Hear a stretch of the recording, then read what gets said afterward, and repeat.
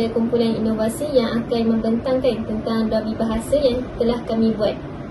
Jadi, projek ini bertujuan untuk mengaplikasikan kemahiran membaca melalui deria penglihatan iaitu mata. Lepas tu, kami ingin membantu murid supaya lebih mudah membaca dan memahami ayat atau perkataan dengan cara yang menyeronokkan. Mengapa kami memilih Dolby Bahasa? Sebab kami ingin menjadikan proses membaca itu ringan, bersih dan menyeronokkan, sama seperti mencuci pakaian di Dolby. Seterusnya, saya akan terangkan bagaimana permainan Dolby Bahasa ini akan dijalankan. Permainan ini menggunakan bahasa yang kami reka sendiri iaitu Dolby Bahasa kerana adanya mesin basuh di sini. Okey. Seterusnya, setiap pemain ni akan diberikan kad gambar dan kad simpulan bahasa dan mereka perlu memadankan gambar yang diberikan kepada simpulan bahasa yang betul.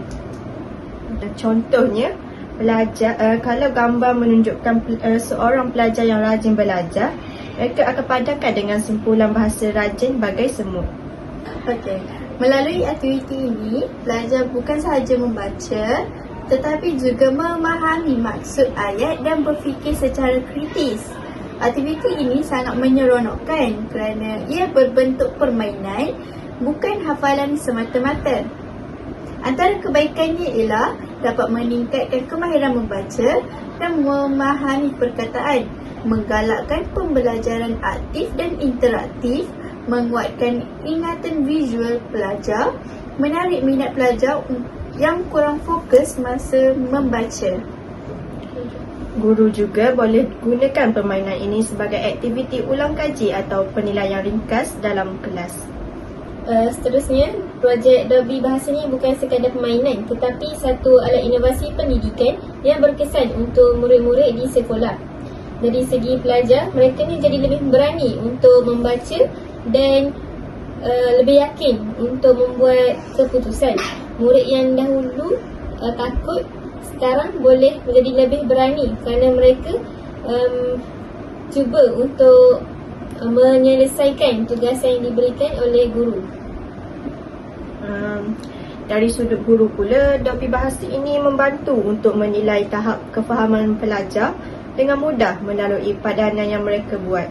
Guru juga boleh mengubah permainan ini mengikut topik, contohnya peribahasa, kosakata atau tata bahasa. Hasil daripada pelaksanaan projek ini, kami dapati pelajar lebih minat membaca dan lebih cepat memahami simpulan bahasa. Prestasi membaca mereka juga meningkat dengan ketara. Secara keseluruhannya, Dolby Bahasa ialah inovasi yang kreatif dan menyeronokkan, menggunakan bahan mudah dan murah, memberi kesan positif terhadap kemahiran membaca.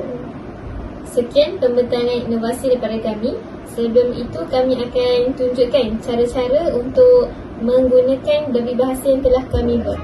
Mula-mula kita ambil shilling bahasa. Selepas tu kita masukkan dalam ni. Ambil baju, letakkan dalam mesin basuh. Tutup dulu. Tunggu beberapa minit. Okey, dah siap. Kita ambil semula baju. Adik bongsu saya merupakan seluruh keluarganya kerana dia sangat manis dan comel. Simpulan bahasa yang mana yang sesuai ya? Saya rasa simpulan bahasa buah hati. Kita ambil dan kita padankan. Yang ni rasanya. Terima kasih atas perhatian anda. Dolby Bahasa bersih, ceria dan berilmu. Bye.